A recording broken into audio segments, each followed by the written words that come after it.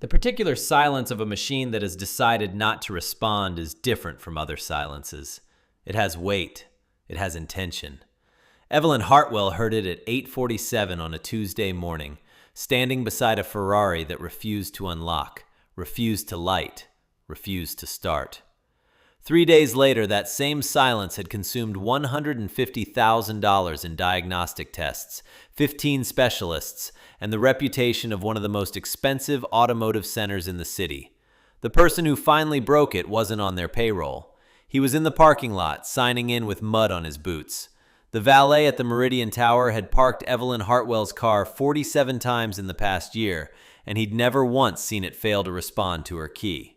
On this Tuesday morning, he pressed the button on her fob 3 times, then twice more, and the Ferrari simply sat there, a red sculpture with no pulse. The doors refused to unlock. The lights stayed dark. Not even the alarm would chirp. Evelyn was due at a performance review in 23 minutes. Standing on the sidewalk in a charcoal suit tailored in Milan, she watched a machine worth more than most houses refuse to acknowledge her existence. She didn't raise her voice or gesture. Taking the fob from the valet's hand, she pressed the button herself and felt nothing happen. The tow truck arrived from Hartwell Prestige Motors in 14 minutes. It was their fastest response time on record, and the driver treated the Ferrari with the particular care reserved for vehicles that cost more than his apartment building. He loaded it onto the flatbed without starting the engine, which was the only way to load it, because the engine wouldn't start, and the electronic parking brake wouldn't release, and the transmission wouldn't shift into neutral. Evelyn rode in the cab of the tow truck and made 3 phone calls. The first was to her assistant, rescheduling the performance review. Her attorney got the second call, beginning a conversation about contractual liabilities. The third went to the service director at Hartwell Prestige, a man named Raymond Stahl, who assured her that his facility had resolved every electrical anomaly in the history of the brand. The service bay at Hartwell Prestige Motors occupied the basement level of a building that had won architectural awards for its use of natural light in underground spaces. The floors were polished concrete that reflected the overhead LEDs like standing water. The tool chests were stainless steel and locked with biometric scanners.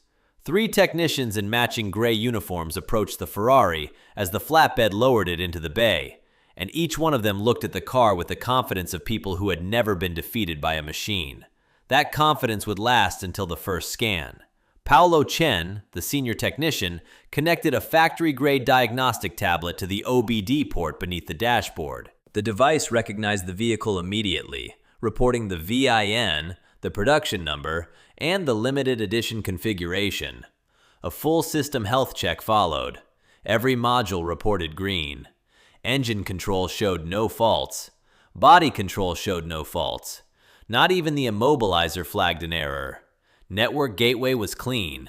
Every piece of diagnostic equipment in the building insisted the car was in perfect health. It simply wouldn't start. Raymond Stahl arrived from his office upstairs. At 52, he'd managed the service department for 8 years. He looked at the tablet, then at the car, then at the tablet again. Raymond told Evelyn that intermittent electrical faults were rare but manageable, and that his team would isolate the problem within the hour.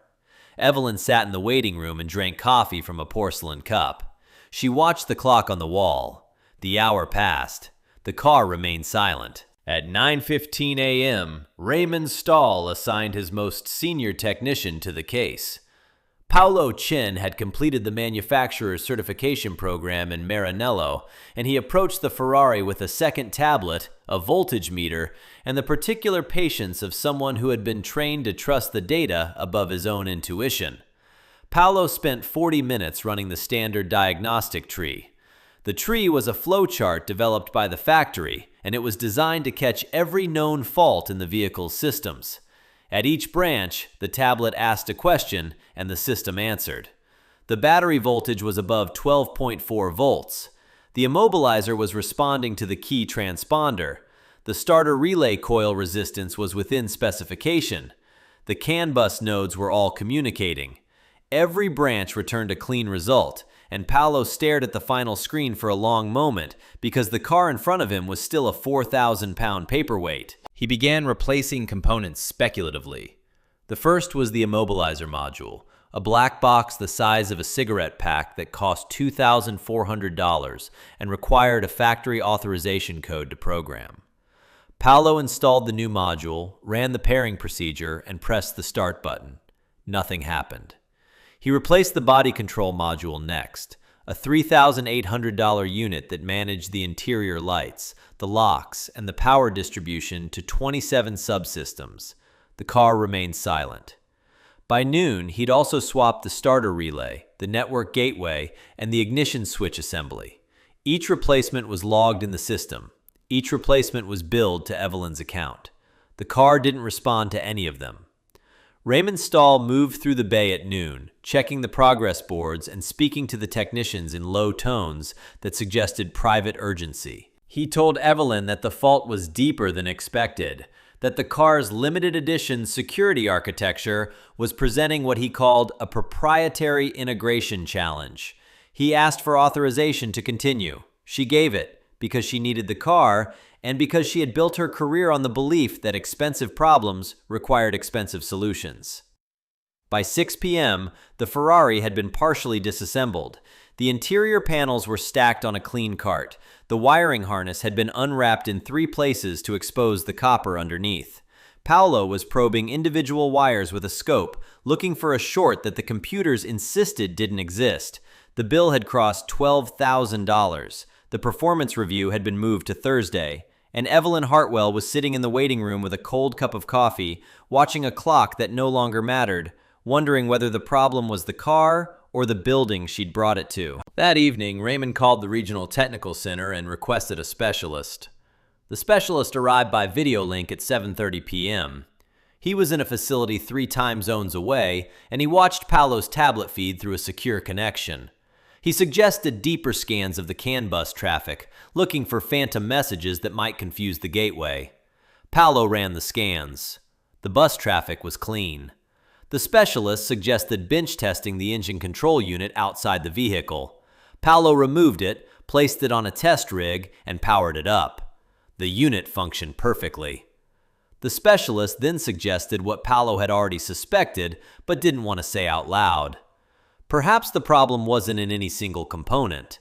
Perhaps the problem was in the way the components talked to each other. Perhaps the car was fine, and the world it lived in wasn't. Paolo packed his tools at 10 p.m.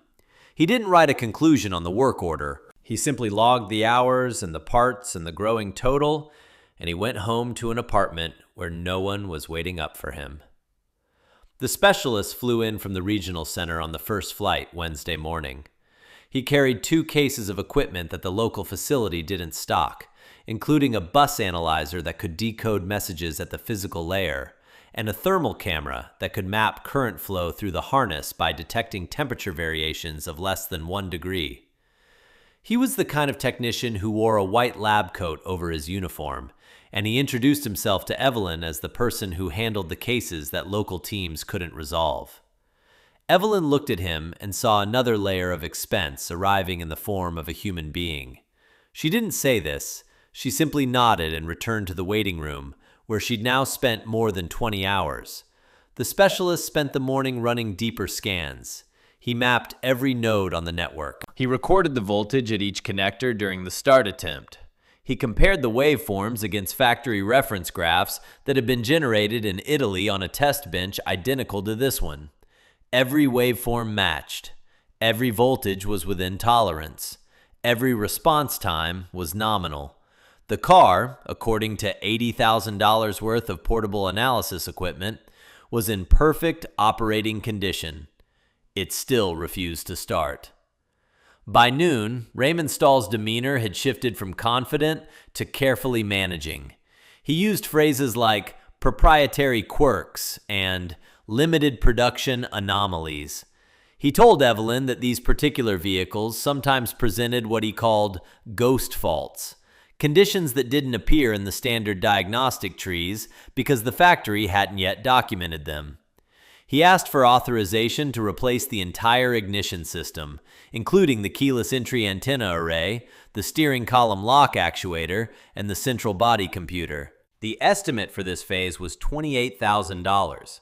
Evelyn authorized it because at this point, stopping would mean admitting that $12,000 had been spent on nothing, and she didn't admit to waste easily. The technician team worked through the afternoon. They pulled the steering column and replaced the lock actuator. They removed the dashboard to access the keyless antennas. They traced wires through channels that had been sealed at the factory and were never meant to be opened. By 5 p.m., the car's interior was in pieces.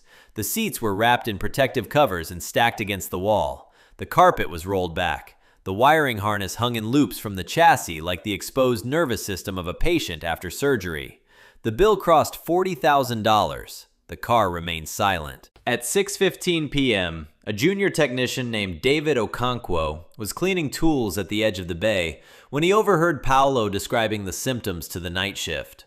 Okonkwo had worked at Hartwell Prestige for 11 months, and he'd heard stories about a former technician who used to find electrical ghosts like this one. The former technician had worked there 5 years ago, before Okonkwo's time, but the older mechanics still mentioned him in the break room. They said he could smell a ground fault. They said he didn't need a tablet to tell him what was wrong. They said he'd been fired for knowing too much. Okonkwo almost mentioned the name. He opened his mouth, looked at the service director's office window, and closed it again. He was 24 years old, and he needed this job. Raymond Stahl walked through the bay at 7 p.m. and told the team that they would resume at 6 a.m. with fresh eyes. He didn't look at the car. He looked at the work order total, and he looked at Evelyn Hartwell's account number, and he calculated how much more she would tolerate before she called her attorney back. That calculation would occupy his entire evening. Raymond Stahl arrived at 5:30 a.m. on Thursday, before any of his technicians, before the coffee machine had finished its morning cycle, before the security guard had completed his first round. He walked to the bay and stood in front of the Ferrari, alone. The car sat under fluorescent lights, with its interior in pieces and its engine bay crowded with disconnected modules, and it looked less like a vehicle now than like evidence of something that had gone wrong and kept going wrong. He made 2 phone calls before 6:30. The first was to the factory technical support line in Italy, where he spoke to a man who listened to the symptoms and suggested, politely, that the problem might be outside the vehicle systems. The second was to the dealership's owner, a man who was currently on a yacht near Sardinia, who authorized Raymond to do whatever was necessary to protect the account. By 7 a.m., Paolo and the specialist had replaced the entire ignition system. The new steering lock clicked smoothly. The new antennas broadcast their signals. The new body computer ran its self-test and reported green. Paolo pressed the start button, and the car responded with the same silence it had offered since Tuesday morning. At 9 a.m., Raymond Stahl presented Evelyn with a revised estimate in a private office that smelled of leather and espresso. The document ran to 4 pages. The total was $150,000. The number didn't include labor for the 3 technicians who had now worked 31 combined hours. It didn't include the specialist's travel costs. It didn't include the cost of the modules that had been removed and couldn't be returned to stock because they'd been installed in a vehicle. The $150,000 was simply the cost of continuing. Evelyn read the document without speaking. She turned each page slowly, and when she reached the last one, she set it on the desk and looked at Raymond Stahl for a long moment. She told him that she wouldn't authorize another dollar. She told him that she would be moving her account and her company's fleet service to a competitor. She told him that the car would be removed from his facility by noon, whether it could drive or not. Raymond's pride warred with his business sense. He had spent 15 years building a reputation for resolving problems that other facilities couldn't touch, and this car was now a public admission that his reputation was built on something thinner than he'd believed. He made a 3rd phone call. He called the dealership owner again, and this time he didn't ask for authorization. He asked for permission to call someone the owner had forbidden him to mention. The owner was silent for 7 seconds. Then he said the name that Raymond had been avoiding for 5 years, Marcus Webb. At 10:30 a.m., Evelyn Hartwell walked back into the waiting room and sat in the same chair she'd occupied for most of the past 3 days. She looked at the glass doors that led to the service bay. She looked at the clock. She looked at her phone, which showed 3 missed calls from her attorney and 1 message from her board chairman asking whether the performance review would be rescheduled again. She didn't know that a man in a gray work shirt was eating breakfast with his daughter 7 miles away, and that he would be the one to break the silence. Outside the service bay, a board member of Hartwell Prestige Motors had heard about the $150,000 failure from a text message sent by the accountant. The board member called 2 others. By 11 a.m., 3 people who had never visited the service bay were discussing whether the dealership's certification with the manufacturer would be renewed in the spring, and whether Evelyn Hartwell's construction conglomerate would continue to send its fleet of trucks and executive vehicles to a facility that had turned a car wash problem into a 6-figure crisis. The institution was no longer trying to fix a car, it was trying to save its reputation. Evelyn was no longer a customer, she was a hostage. And the only person who could free her was the person the institution had already thrown away. Marcus Webb's shop occupied the corner unit of a building that had been a textile mill in the 1950s and was now home to 4 small businesses that survived on reputation rather than advertising. The sign above his door read, "Webb Automotive," and the lettering was hand-painted by a friend who owed him a favor from 10 years ago. The paint had faded from black to a color that was closer to charcoal, and the friend had died 2 winters back, so the sign wouldn't be repainted. Marcus woke at 5:30 a.m. without an alarm. He moved through the house in a particular order. Coffee came first, then oatmeal on the stove, then 3 quiet knocks on the door at the end of the hallway. The knocks were never louder than necessary, and Sophie always answered them the same way. A small groan came first, then the shuffle of feet, then the door opened to reveal a 7-year-old with tangled hair and serious eyes that looked like her mother's. Sophie's mother had left 2 years ago, and Marcus didn't speak about it. He simply made the oatmeal, set out the milk, and asked what she dreamed about.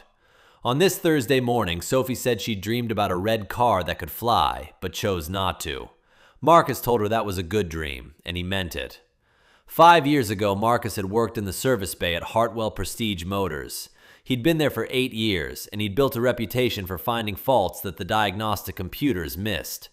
He didn't have the certifications that Paolo carried, and he didn't have the white lab coat that the specialist wore, but he had something that the factory training programs didn't issue.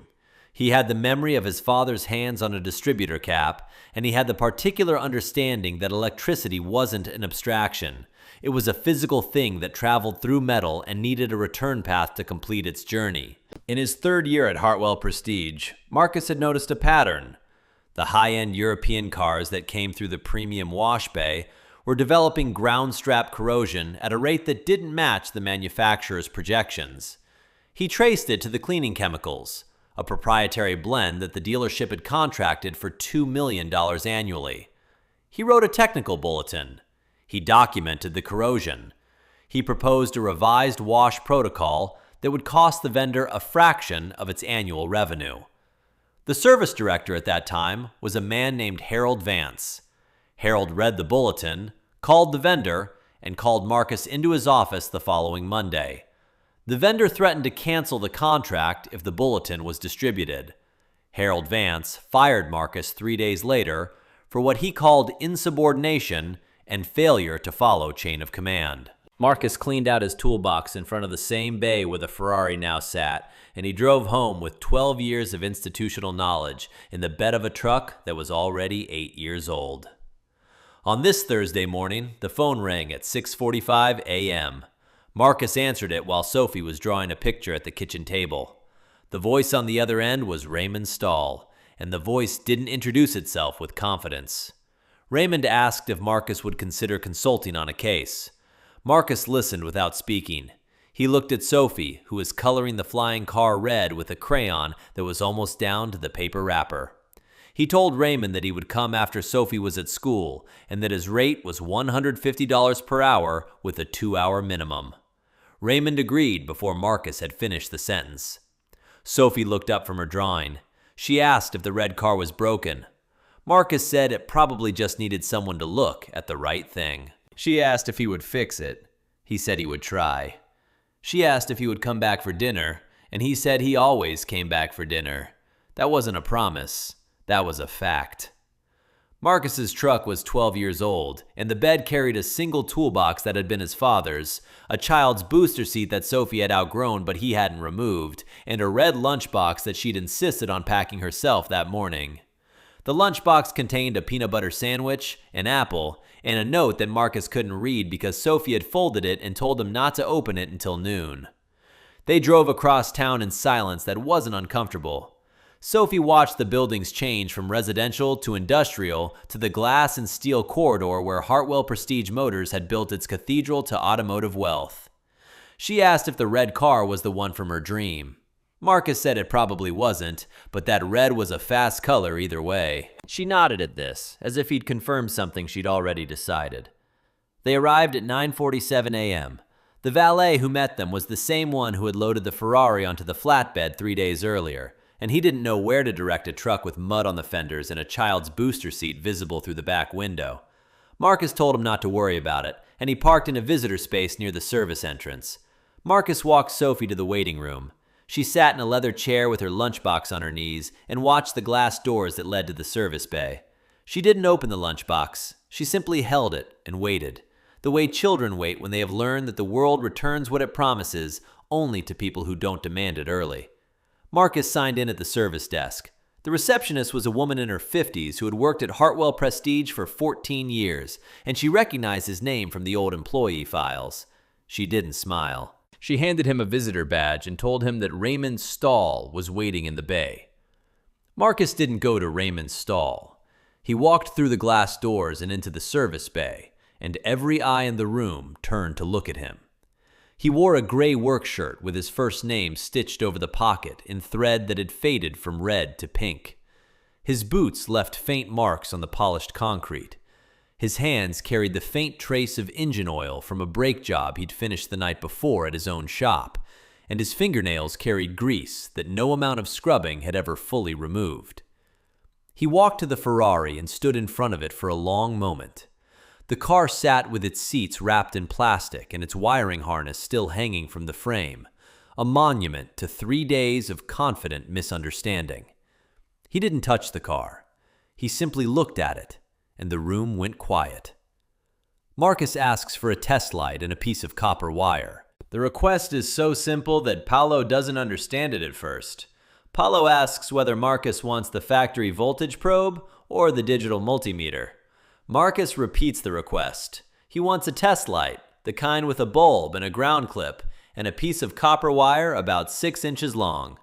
Paolo finds the test light in a drawer that hasn't been opened in months. He hands it to Marcus without speaking. The specialist watches from the corner. Raymond Stahl watches from his office window. Evelyn Hartwell watches from the doorway of the waiting room. And Sophie watches through the glass, her face pressed close enough to leave a faint circle of condensation. Marcus clips the test light to the battery negative post. He touches the probe to the chassis ground, the bolt where the factory attached the main ground strap from the frame. The bulb lights, but it's dim. It isn't the bright, clear illumination that a solid ground connection should produce. It's the kind of dim light that suggests resistance, a partial path, a connection that's almost good enough to fool a computer, but not good enough to carry the current that an engine start requires. He moves the probe to the engine block ground. The bulb goes out completely. The room is silent. Marcus traces the ground strap from the engine block to the chassis mount. It's the original strap, the factory-installed connection that has been there since the car was built in Italy. 3 days of diagnostic work haven't touched it, because every computer test has reported the ground as clean. The voltage readings are within tolerance. The resistance measurements are nominal. The ground is perfect, according to every piece of equipment that has been connected to the car. But the test light doesn't lie. Marcus examines the chassis mount with a flashlight from his own pocket. The strap is corroded where it meets the frame. It isn't broken. It isn't loose.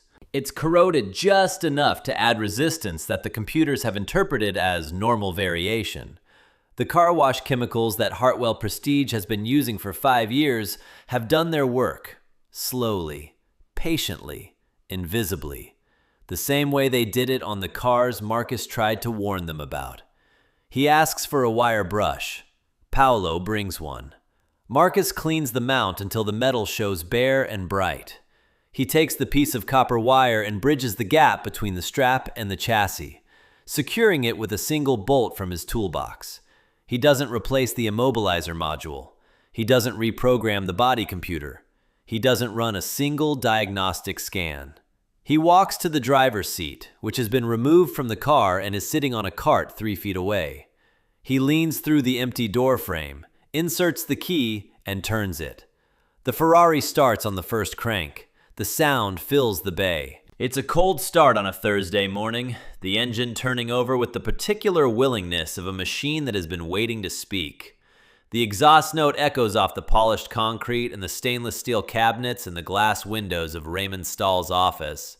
It echoes for 6 seconds, and then it settles into an idle that's smooth and low and exactly what a Ferrari is supposed to sound like. No one in the room speaks. Marcus turns the engine off. He turns it on again. It starts a second time, just as willingly.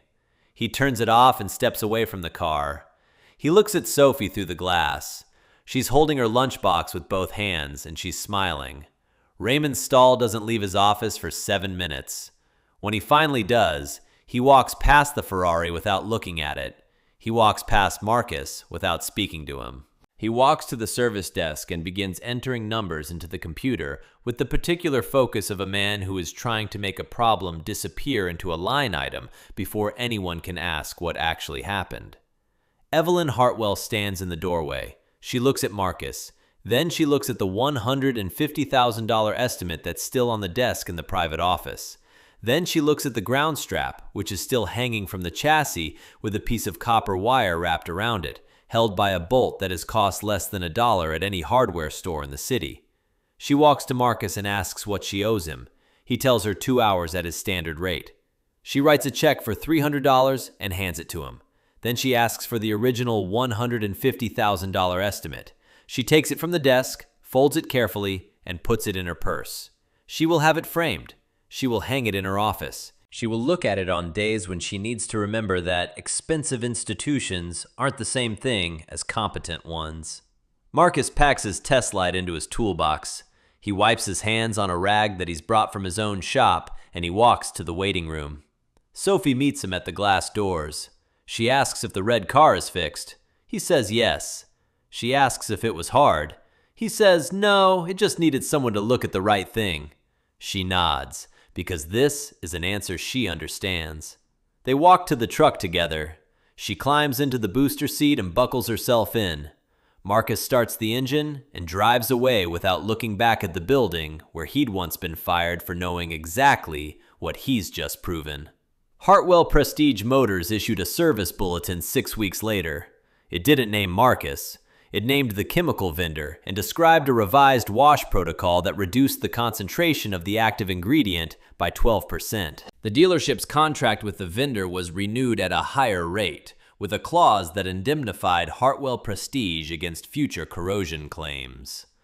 The bulletin was distributed to 17 other facilities in the region, none of them called Marcus. Marcus's shop got 3 new regular clients that month. They were people who had heard the story from Evelyn Hartwell's circle, people who owned cars that mattered to them, and who no longer trusted the places that polished their floors more carefully than they diagnosed their machines. Sophie drew a red car on the calendar that hung above Marcus's workbench. He left it there. He didn't replace it when the month turned, because some reminders aren't about time. The particular silence of that Ferrari had been broken by a man who didn't shout and didn't need a computer to tell him what his hands already knew.